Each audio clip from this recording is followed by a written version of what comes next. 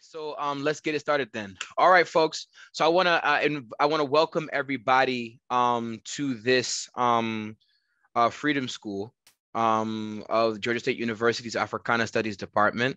We have with us a really great guest who has written a really influential book, in my opinion, in the wider histories of the African liberation movements. Her name is Dr. Martha Akawa Shikufa, and she currently works as Associate Dean and I believe also a lecturer professor at the University of Namibia. Last time, if people will remember, we also invited a South African a scholar, a Black feminist scholar, looking at women in the South African liberation movement with a focus on Winnie Madikizela Mandela. And so we're sort of continuing that today now, kind of looking again at the region and women in the liberation movement, right? And how gender operated within the liberation movements, right? So I first came into contact with Dr. Akawa Shikufa's work through this book entitled The Gender Politics of the Namibian Liberation Struggle, as I was writing my dissertation on the Black consciousness movement and its armed struggle in Azania and the regional impacts of the war, if you will. Again, we need more of this work. We need to highlight more of the Black women who are doing this work across the continent, right? Particularly Black scholars who are located in the continent, right? So much of this doesn't get centered as much as it should be, but this was really a really great book, particularly someone coming from the Namibian Liberation movement like myself. My father was in SWAPO, and it's a very, very central thing to my own biography. But these stories of how gender operated in the liberation movement, the role of women, what women were doing and had been doing even prior to the beginning of the liberation movement, right? And has always been central, has always been missing, I think, from some of the narratives, right? But one of the central things I think also Dr. Akawa Shikufa does also is speak about post-independence, right? Because oftentimes we stop things, like my book stops things directly, basically at 93, 94. But then what does it mean to also think of the afterlives of quote unquote liberation, right? So Martha, thank you so much for being with us here, just to give people a sense of what we will be doing. Martha, I'll turn it over to Dr. Akawa Shikufa just now, and she will speak for about 20 minutes, right? 20, 25 minutes. And then I will maybe have a couple questions that I'll have. And then depending on what time is left, we'll see if there are folks who have questions in the audience, et cetera, and then we'll get to those questions. But we're gonna try to wrap up by about 1 p.m. US Eastern Standard Time. But we may go a little bit over if it needs be. But yeah, with that, Martha, please, I'm gonna mute myself and I'm gonna turn it over to you. Thank you again so much for joining us today. Thank you very much, Trevor, for inviting me, and I'm very happy to be part of this series to share on the experience of Namibian women. I have to already at the beginning make a disclaimer that I am going to focus on Namibian women in general. I'm not going to single out a specific or a special or featured women. And I'm also going to look at women as one group. We know we have different types of women. We have educated women, we have urban women, we have rural women whose experiences are completely different. At this point, I'm going to look at women in general. But also having that in mind, that we have women as different groups and not just one homogeneous group. I'm not going to insert myself into this presentation too much, although it's also necessary for me to contextualize Namibia and Namibian women, as I indicated, that we have different experience as Black women, educated women, rural women, urban women. At this point in time, I myself grew up in northern Namibia, which was a war zone at the time. So my experience of the war should also, or can also, and is also different from someone who grew up, for instance, in urban areas of Namibia during the struggle. So those are some specifications, but I'm not going to go into a lot of details of that one. Allow me to share my screen.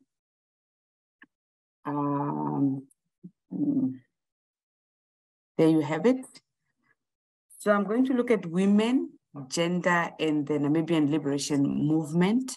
As indicated, I'm from the University of Namibia. Just let me do.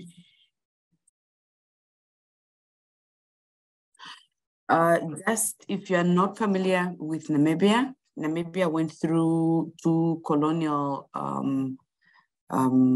experiences. First with the German, 1884 to 1915, and it was known as German or Dutch Zuid-West Africa. And the second colonizer was South Africa under the British and later under the Afrikaners of Dutch origin. That is 1915. So to put it, up to 1990. Initially in the country named after geographical location, simply Southwest Africa. But the activists insisted on the name Namibia, named after the Namib Desert. And the name Namibia was recognized by the United Nations as early as 1968. So you have the map of Namibia with neighbors Angola on the northeast, Zambia with Botswana, and South Africa on the south. Down there, and later we will a little bit understand or not go into so much details why South Africa ended up colonizing Namibia, because at the time South Africa was under the British, and later the Afrikaners or the Boers struggled for power, and then they took over in 1948. So Namibia is quite a big country with a very small population. That is the size of Namibia. It's more than triple the size of Great Britain, if you can make that comparison to imagine how big Namibia is. And as I indicated, bordered Angola, Botswana, South Africa, and Zambia.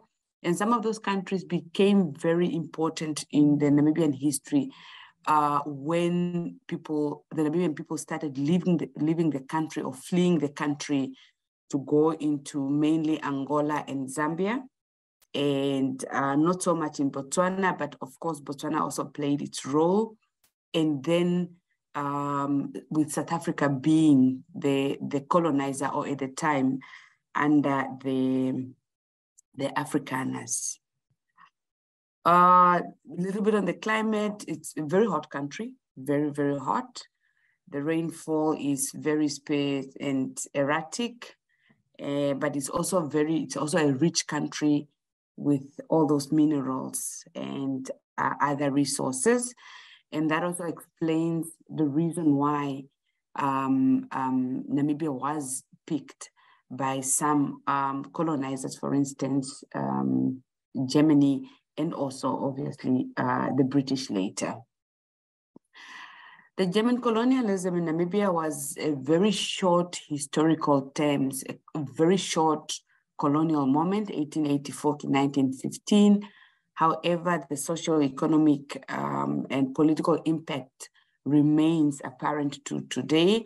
I am not going into details of how that is, but we still have Germans or Namibians of German origin. We still have the land in the hands of the Germans, but those are stories of another day. So we still feel the impact of the German colonialism. And also, maybe if you are aware of the current debate regarding the genocide, but that is also not what I'm going to concentrate on. Just to say that that impact, we still feel it in Namibia today. It may seem obvious that German colonialism led to settlement, or the settlement of the Germans, but it was only in Namibia that the Germans decided to settle. They did not consider settlement in other colonies. And that also explains the energy the Germans put in Namibia to make sure that they colonize or they settle, because a settlement was one of their main goals, apart from resources that we have. Just a little bit on the motivation, why Germany decided to settle. The new colony, Namibia, promised a better future to appease the growing dissatisfaction among the German population. If you look at the history of Germany, Germany became a state or as a country, the unification of Germany in 1870. And immediately then you find the Berlin Conference, where European countries were now dividing colonies among themselves. So Germany itself at the time, trying to put itself together as a state, and a lot of people that were not satisfied with what was happening at the time, they needed to find what they called Lebensraum, or living space, to locate or to settle some of the Germans that were not happy at the time. There were also the prospect of the economy, the diamonds, which was just discovered, and other minerals. So Namibia offered a better opportunity for settlement. And also in case of diplomacy and international politics at the time, it was ideal for empires, or for an empire to have a core, or to have a periphery countries or territories under its control.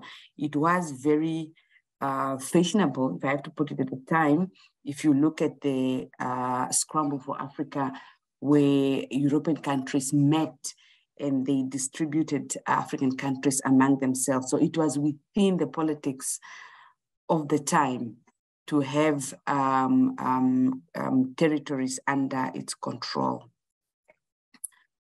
So this domination by the Germans was met with resistance by the local communities, and different wars of resistance broke out, but of big or great significance, or the one that is most remembered, is the 1904-1908 war, which led to the first genocide of the century. And Germany took control of Namibia at the time, until 1915, when Germany lost the First World War. When she lost the First World War, she also lost all her colonies. Germany was found unfit to colonize, and also as a punishment, she lost Namibia and other colonies. And the colonies were now distributed among the Allied forces that won the First World War. So it was for this reason Namibia was given to the British, who were in South Africa at the time. As I indicated, Namibia was administered or given to South Africa to administer on behalf of the League of Nations. And I'm going to highlight administer. The British were not supposed to colonize, they were not supposed to take over, they were supposed to administer Namibia on behalf of the League of Nations.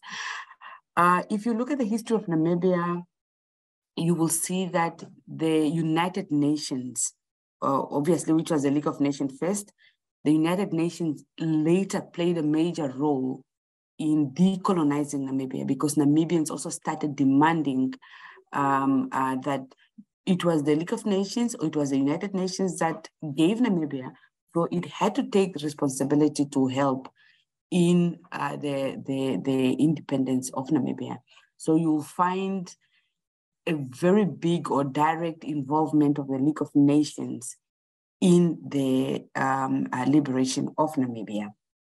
But that is just a side note to help us understand why the League of Nations was heavily involved in the liberation of Namibia.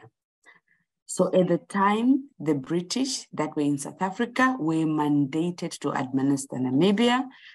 Of course, the British and the Afrikaners of Dutch origin had also their own politics or their own fights. It was in 1948 when the Afrikaners finally took over and overthrew the British. And now you find South Africa under the Afrikaners that administered or that took the administration and everything else, including Namibia. The Afrikaners implemented the system of apartheid or segregation, and it was from 1948 that this the system of apartheid was systematized, or it was made a legal instrument to rule the people of Namibia. Obviously, the Namibians also put up a strong resistance against that. And from the 1960s, Namibians came together as a nation to fight apartheid. Then in Namibia, we talk about the national liberation struggle, because it was at this time that people came together as a nation to fight.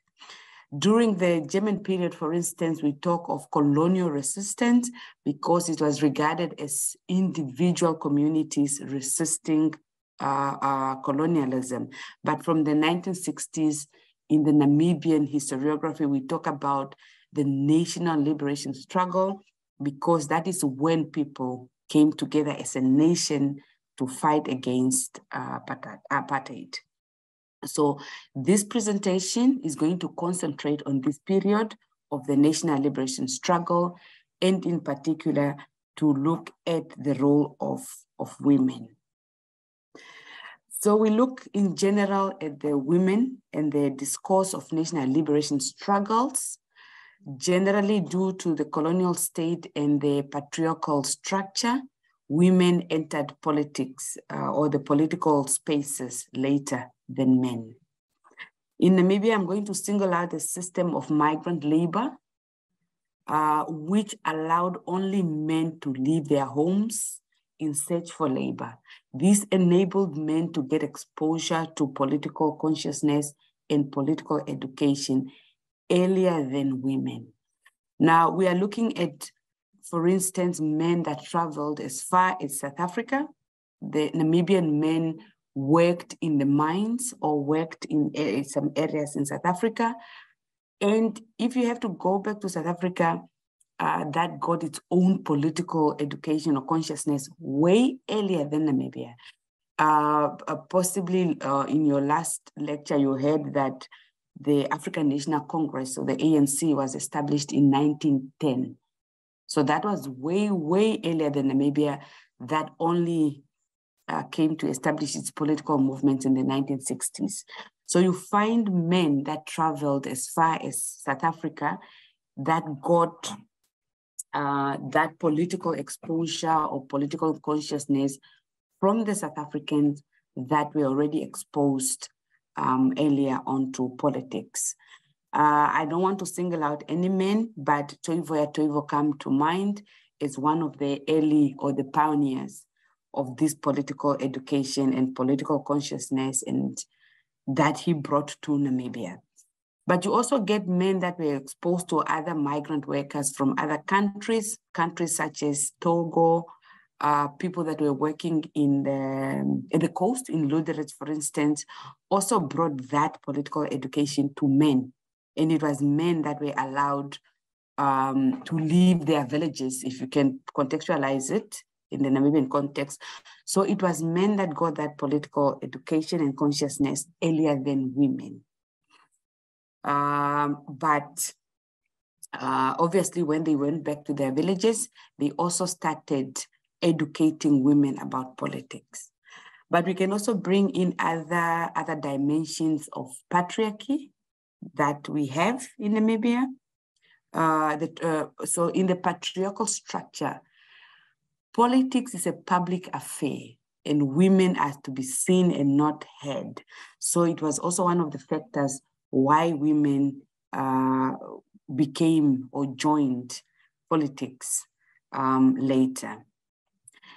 However, I need also to disclaim that these generalities should not be applied across as a monolithic patriarchal structure of male dominance, and it should not lead to a construction of sameness, and it should not reduce women to a homogenic notion of third world women.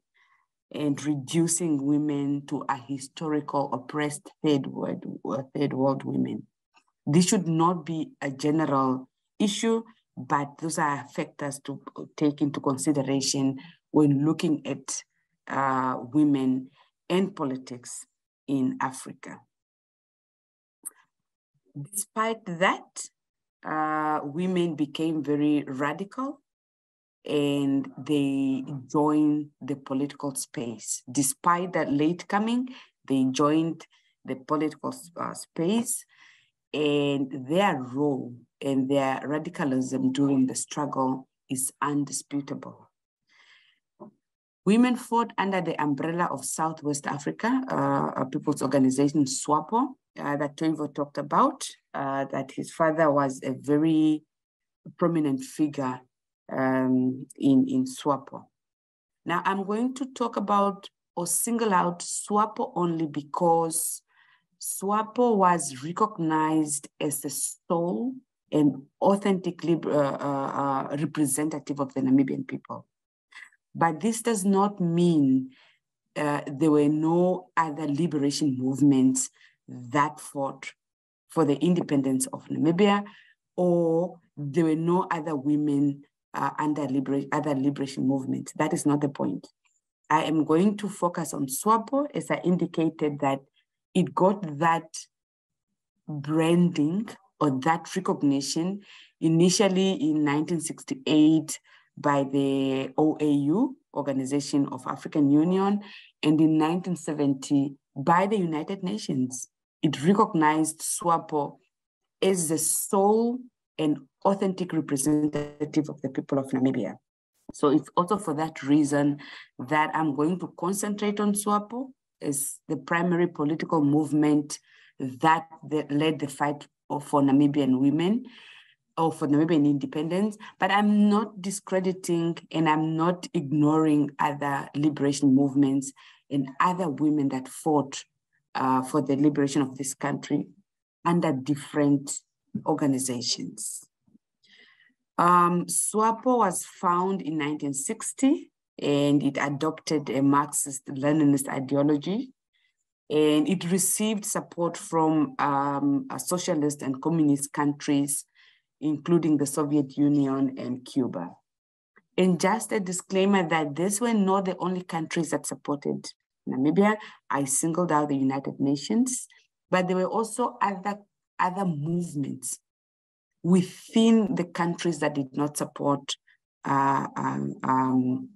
SWAPO. The United States, for instance, as a government, supported the capitalists or the South African, but you find, or there were movements, there were organizations in the United States that supported the liberation movement. So just to flag that out. So the women of Namibia established SWAPO Women's Council in 1969, and they were at the forefront of political mobilization. They rallied support for the liberation movement. They raised awareness about the injustices of South Africa and the apartheid system. Women activists educated local and international audiences about the struggle of Namibia, and they shed light on the experiences of women to solicit international support and intervention. Women participated in diplomatic efforts to gain international support. They represented SWAPO and Namibia in international forums, advocating for the end of colonialism and apartheid. They formed connections with other women's organizations and solidarity movements around the world. And the international partnership were very crucial in supporting either diplomatic or material support for the liberation struggle and for women. The women organized communities and they provided support to activists, not only women, but also men, and especially the northern Namibia, the northern part of of Namibia borders with Angola and Zambia, and that is where mainly the SWAPO fighters would come from to attack inside Namibia. So it was mainly women that supported or that provided basic needs, such as cooking or nursing or hiding or providing information to the fighters. They kept the spirit of resistance and they remained strong also at the grassroots level, because that is where most of the support came from, and especially with the men or the soldiers that I talked about. Women entered male-dominated areas, they became soldiers, and this also broadened their agenda of the struggle and allowed them to confront ideas of feminism, gender relations, and gender roles. So by entering those areas that are traditionally regarded as male space.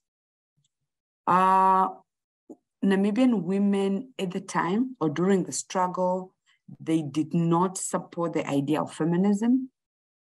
They felt feminism was initiated by white middle-class Western women whose main concern was against gender discrimination. So for them, they felt this was a struggle against sexism. So they believed at the time, Namibian women believed that their oppression was maybe not primarily linked to gender only, but also to imperialism, which was the main enemy for them. They felt they had to fight against imperialism, colonialism, also to fight against gender. So they felt that feminism did not concern itself with imperialism, which was their mainly oppression for third world women. So Namibian women embraced the concept of the liberation and emancipation of women, which they felt was in line with Pan-Africanism. So for them, Pan-Africanism encompasses the knowledge and better understanding of African women's past and present social, political, economic, and cultural realities, which form part of their social transformation. They felt feminism did not speak to their struggles. They felt women emancipation in line with Pan-Africanism was their line of entrance into transformation. So they felt that Pan-Africanism understood or it was concerned with the history of exploitation, oppression, and marginalization, as well as the struggles and resistance for the people of Africa. That is what they felt. So they felt Western women were regarded to be of foreign cultures, and it was feared that they would divert African women from their cultural, religious, and family responsibilities in the traditional society. So they felt feminism was not for them. They should align their emancipation and struggles with Pan-Africanism. Looking at my time, I'm almost, I need to move very fast. Then I look at issues of gender. And that is where we come in with gendered bodies, a body of a woman becoming a site of violence. Sexual violence in wartime was used as a tool of power and control, and also coming from patriarchal societies, it reflected the dominance of men to ascertain their position as men. So women encountered gang rape, sexual abuse, forced marriages, as well as forced sexual relations. We have read a lot of testimonies of women's abuse along the body as a site. genital parts cut, objects inserted into their private parts, because when you touch a specific site, because value, according to the culture, according to the religion, is placed on the body as a space. So in a male-dominated environment, the body of a woman was attacked as a site to send a message. So women had to navigate hierarchical structures where men were the superior most of the time, and women finding themselves in subordinate roles and in the structure. So the issue of power dynamics also made it very difficult for them to navigate, to report harassment or violence, because in most cases, your perpetrator is a man. Going to a man to report that, it was also very, very difficult. So in wartime and patriarchal societies, as I indicated, many forms of violence against women went, and sometimes they still go unpunished due to social norms, cultural practices, and legal loopholes. And after all, as I indicated, the perpetrators were mainly men who were in the authority, and sexual violence occurred even within their own ranks. It was not only from the enemy, but even among fellow liberation fighters, women suffered sexual assault and violence, and also obviously from the enemy forces. So women were more vulnerable as they were removed from family and their social networks. I talked about women leaving or Namibian people leaving their homes to go into other countries. So already you leave your family and social networks. You are placed into a situation where you don't have your networks. Or women that were inside the country, they were removed from their social network or from the protection of men who were either in exile or migrant labor, or became soldiers on the South African side. So women became more vulnerable because of the situation that they found themselves in. Just to quote some literature, Amina Mama, for instance, looks at the genealogy of violence through the social and cultural milieu of warfare witnessed by men. So she talks of legacy of humiliated men and the need for men to recover their damaged manhood by abusing or reaffirming their manhood.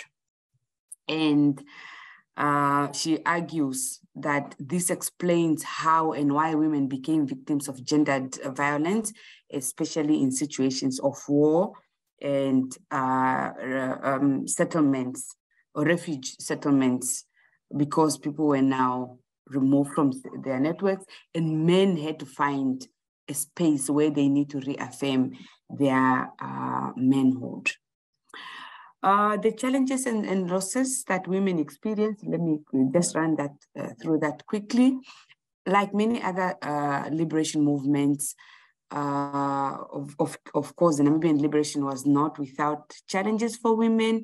Women faced obstacles due to gender norms and inequalities, as I indicated, loss of health, physical handicaps, disabilities during wars, mental health issues, trauma, sexual violence, and economic difficulties, living conditions that forced women to risk their lives, issues of prostitutions, no space to negotiate for condom use, for instance, led to risk of HIV, AIDS, STIs, and loss of leadership.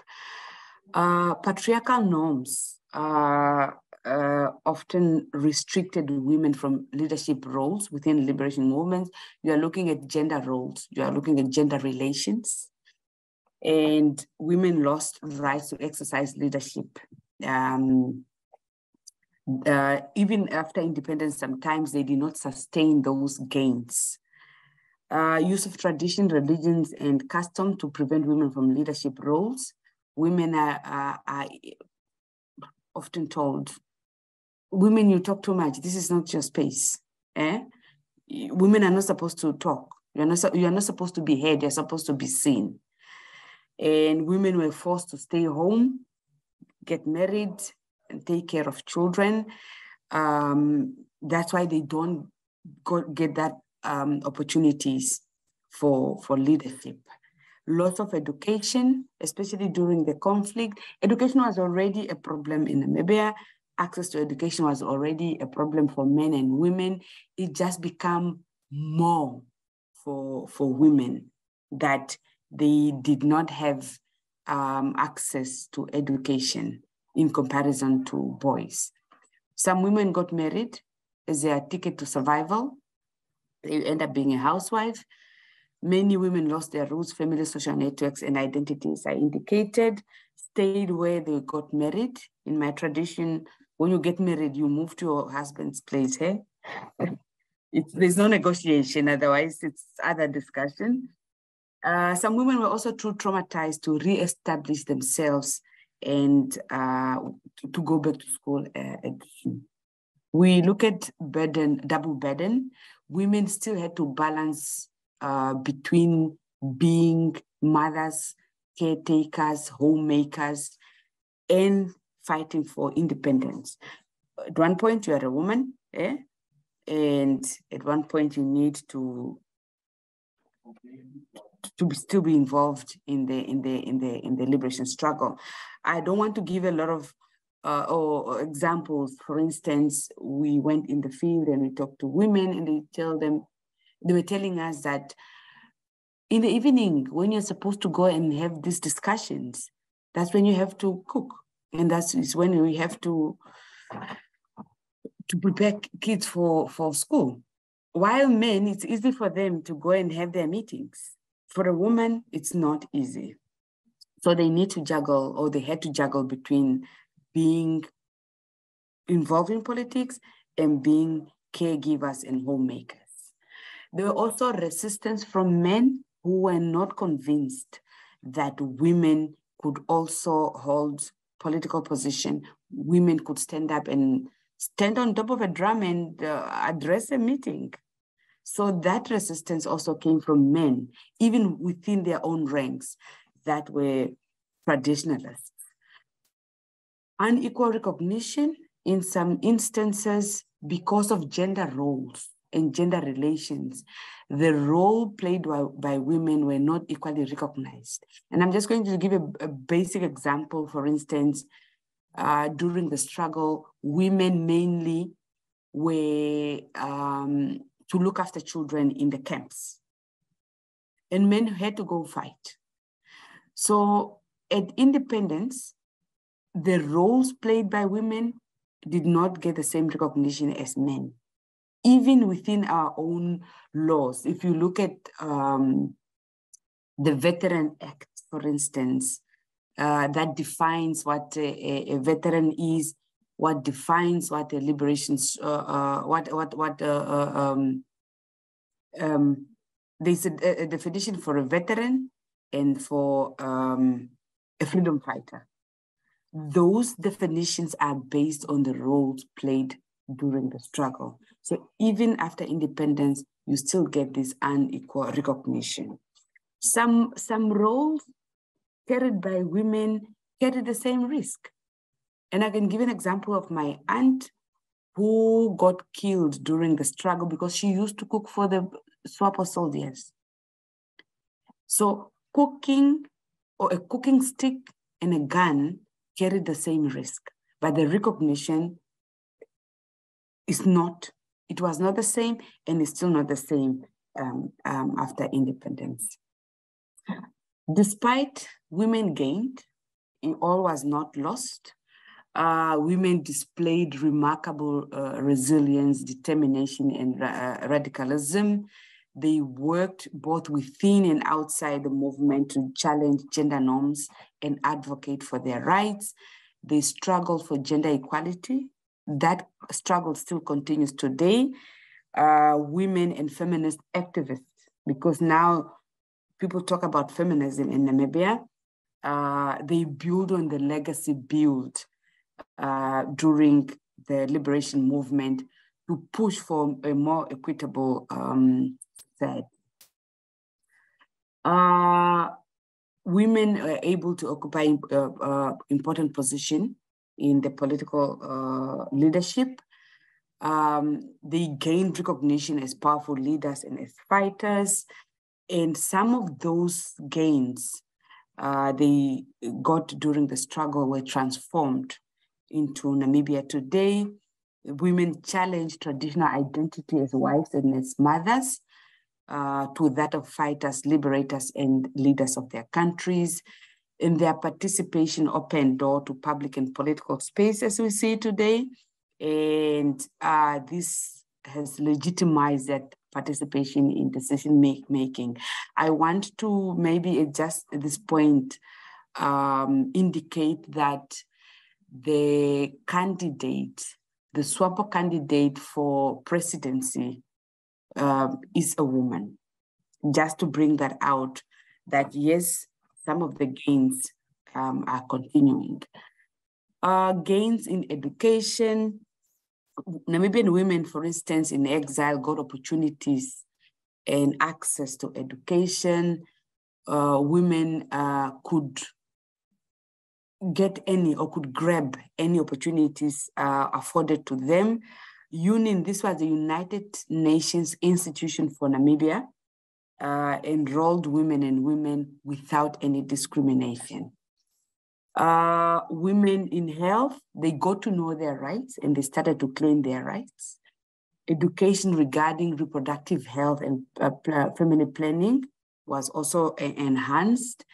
And also women got to recognize aspects of sexual harassment and abuse, and they began to report those abuses. I don't want to divert too much. People want to think there are more cases of abuse. But on the other hand, we just want to say women are now aware of what is harassment, what is abuse, and they began to report those cases. Briefly, I'm going to bridge into the post-independent Namibia. The radicalism of Namibian women yielded significant gains for the liberation movement and for the post-independent Namibia. So we have increased recognition of women's capacity for leadership and political representation in the post-independent Namibia. We have a significant number of women in parliament, in positions, whether in governments or in non-governmental organizations. The Namibian Constitution adopted in 1990 enshrined the principle of gender equality and women's rights. We have women in parliament that I talk about. They hold positions of cabinet ministers, deputy ministers. We have lots of policies, gender mainstreaming policies and initiatives to promote gender equality across all sectors. There are more opportunities for women in the workforce and other traditionally male-dominated fields, access to education, access to land, access to health care. Before independence, for instance, a woman was not allowed to access or to own land without being linked to a man. That's how it was. But in the independent Namibia, any person, any woman, you can go to a village headman and say, I want my piece of land, I want to start my house, I don't need a husband. Things like that. There are a considerable number of women's organizations and NGOs in Namibia that advocate for gender equality, women's rights, and ongoing advocacy. It is still ongoing. We have young women that are very active and advocate for rights of women. Also, that led to awareness about gender issues and contributing to informed and engaged citizenry regarding gender equality. So the achievement of Namibian women in the liberation struggle serves as an inspiration for future generations of Namibian women. While significant gains have been made, challenges and disparities still exist in Namibia regarding gender equality is still an ongoing issue. However, the struggle for gender equality is an ongoing process, and the gains made during the liberation struggle, they serve as a foundation for continued efforts to create a more equitable and just society in Namibia. I can go on and on. However, I'm going to stop here. And once again, thank you very much. If there's time, I can answer a question or two, and then we see how far we go. So I hand back to you, to Toivo, to facilitate the discussion. Thank you very much. Yes, indeed. And you can stop sharing screen if you're able to. But thank you really so much. Thank you so much for that. That was very, very, very thorough and clear. I really, really appreciate that. So I'm going to try to do two questions because we started about 5-10 minutes later. We may go over a little bit, but just I'll start with one question to get a little bit more specificity for people here. I would ask the first question I'll ask in your just who are, again, I know we don't want to focus on individuals too much, like uplifting certain people sometimes means that others are not talked about in certain kinds of ways. So maybe you don't have to give names if you don't want to, but the first question I will ask you will be, okay, this. What are some situations or some women you may want to highlight or bring forward, right, who made particular contributions to the armed struggle, particularly in that post-1976 moment and into the 1980s when some of the more vicious fighting was happening in Namibia and the North? So while of course, because in your book you do talk, you have a chapter where you talk about women in the refugee camps and women in the camps in general, right? But just what were, you talked about some of the cooking happening here and also some of the healthcare people were doing and some of the gendered roles people were being divided in. But maybe if you could talk a little bit about what were some of the experiences, some women who were able, for example, to also train with arms, for perhaps, right? And how did this sort of change or push SWAPO to change, particularly PLAN, the People's Liberation Army? How did PLAN be forced to change because of this huge influx of women who are joining the armed wing? And we're very clear when they joined the camps, we want to join the armed struggle, right? Because many came in South Africa, something similar happens with the ANC. Many women come there very, very clear. Right? We came here to get guns, to learn how to use them, to go back home. So I'll start there with you. Maybe if there's some people you want to highlight, if you want, are there some battles maybe you know of, or some conflicts, et cetera, you want to highlight? Maybe we start there, and then I'll have my second question afterwards. Thank you very much. There are a number of women that played major roles and entered what used to be male-dominated area, especially fighting. I try to move away from highlighting women because you said it right. By highlighting some, you leave others, which is really an issue that we need to address. When you and also when you highlight that being a soldier was more important than being a cook, it's also elevate fighting to another level.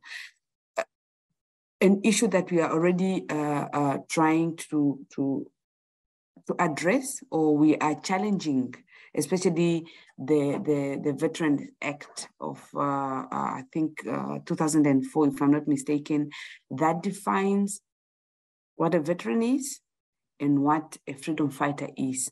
And what is linked to that is the benefits that people get. Now, when you were a fighter, by virtue, everyone is a veteran. It ends there. You get a certain amount. Now, the single out fighters and you get more benefits based on the number of years that you were at the front, as they call it. I already have a problem with that. So obviously, there were women, there were faces that represented the struggle, but I would want to say that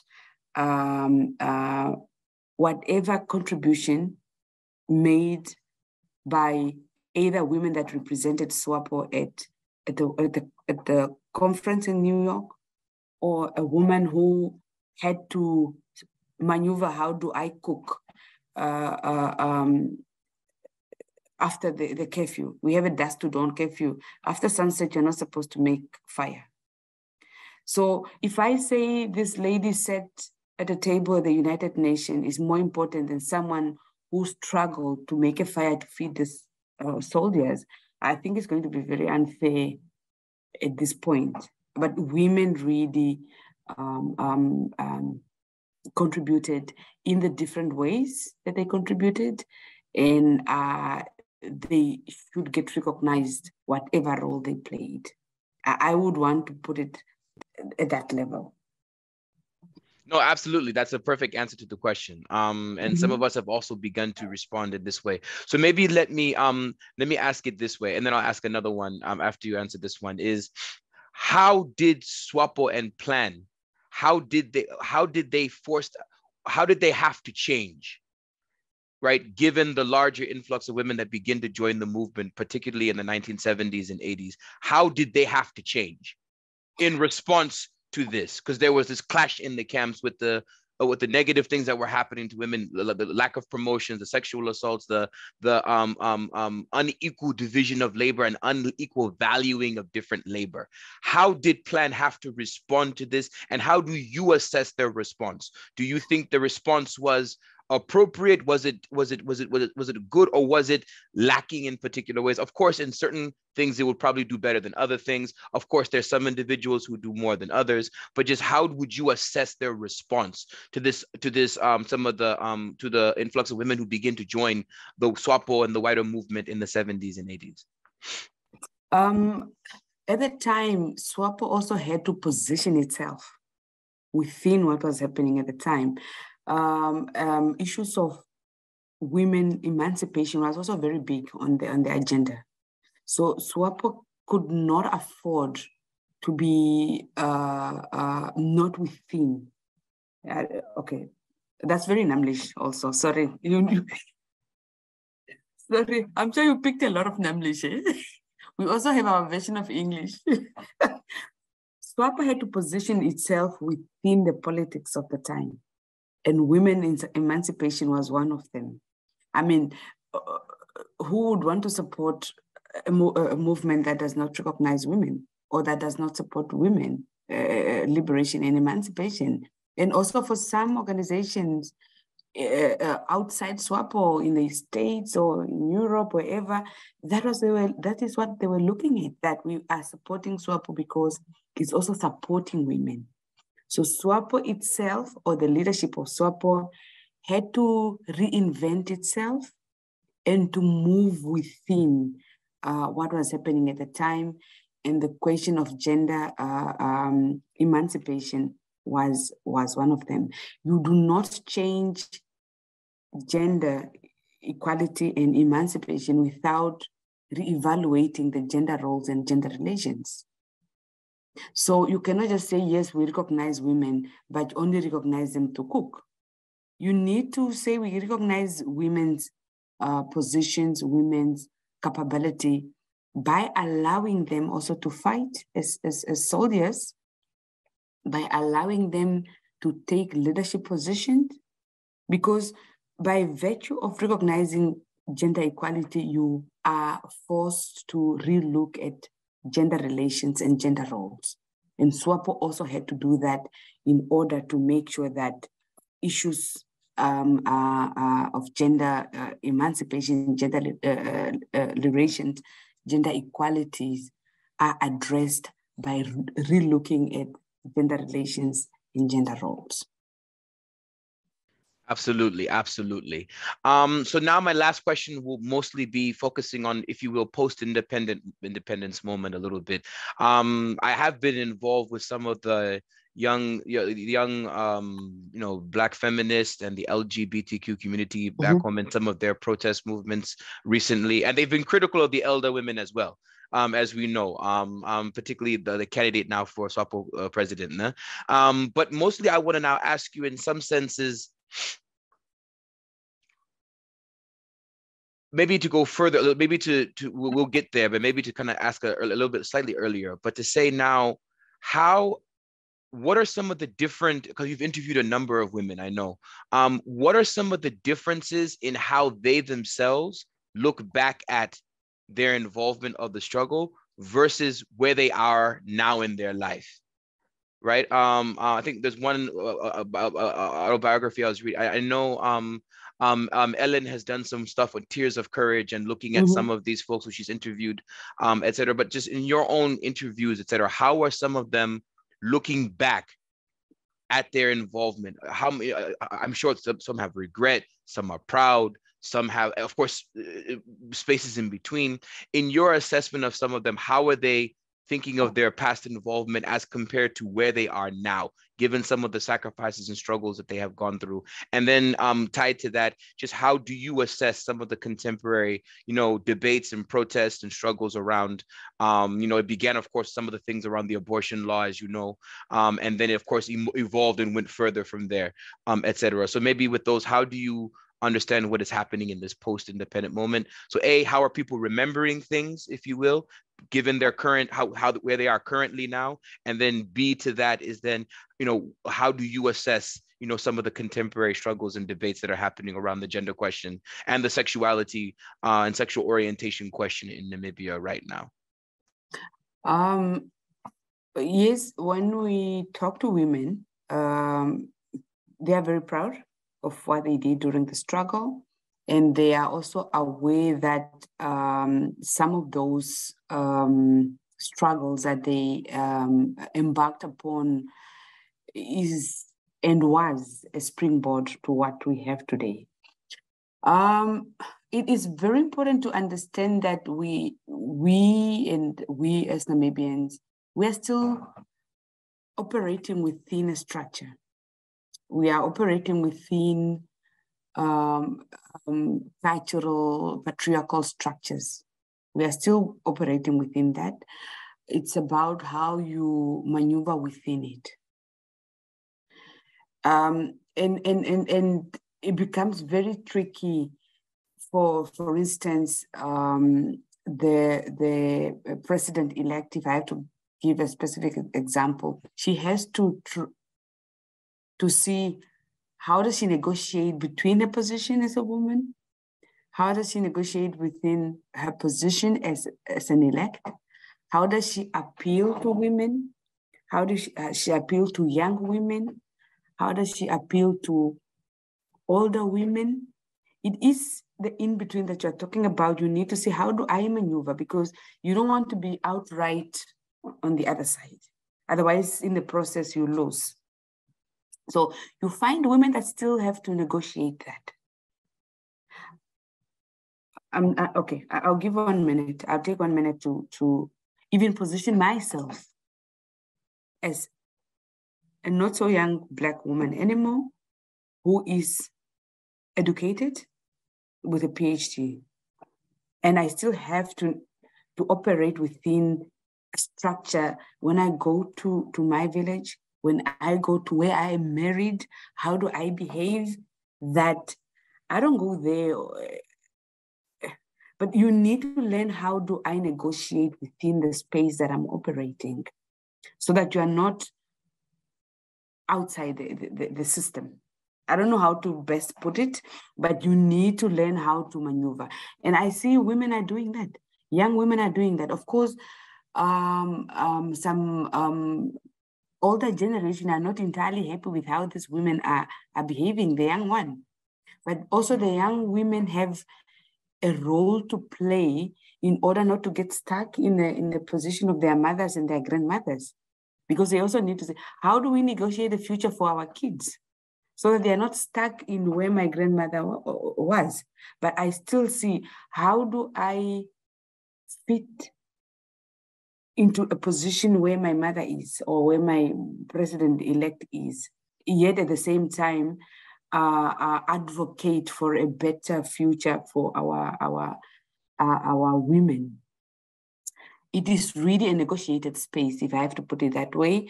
But I'm just, maybe I should say, I'm very proud of what young women are doing. You are aware of the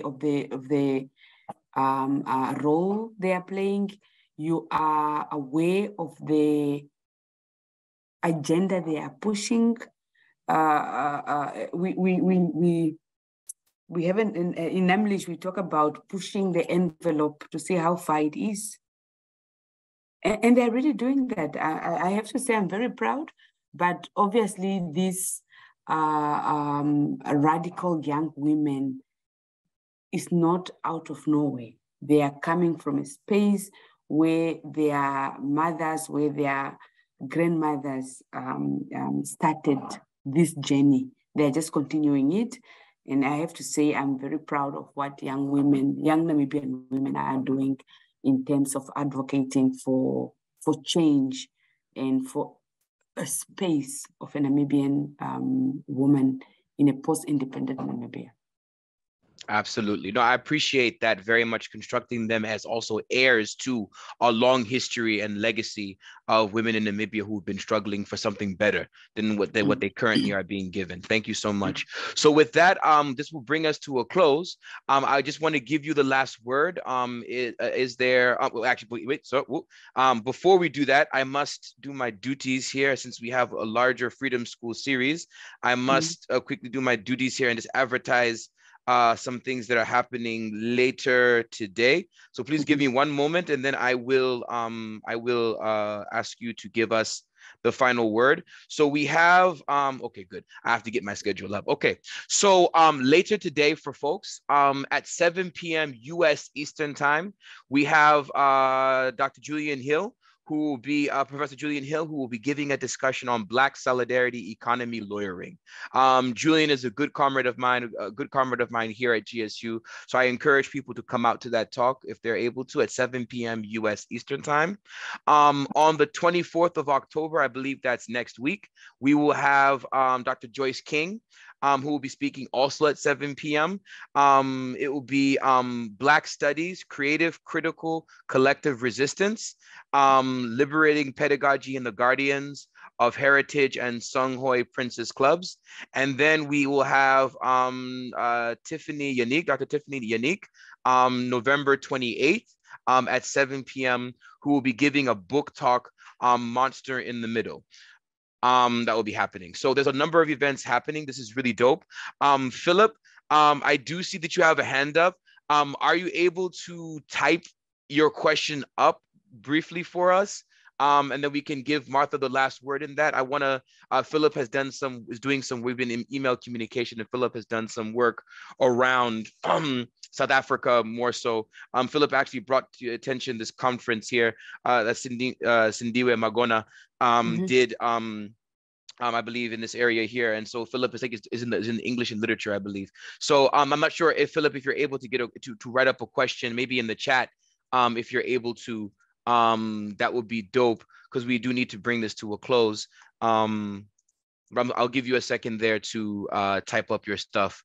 But yeah, so we have a number. But back to the GSU events, we do have a number of events. It's again, reminder to folks, 7 p.m. today. So in about 6 hours, we'll have Julian on talking about solidarity economies. He's very, very passionate about this work. Very, very important. And we most definitely want to tune into that. Philip, are you able to get your question in the chat?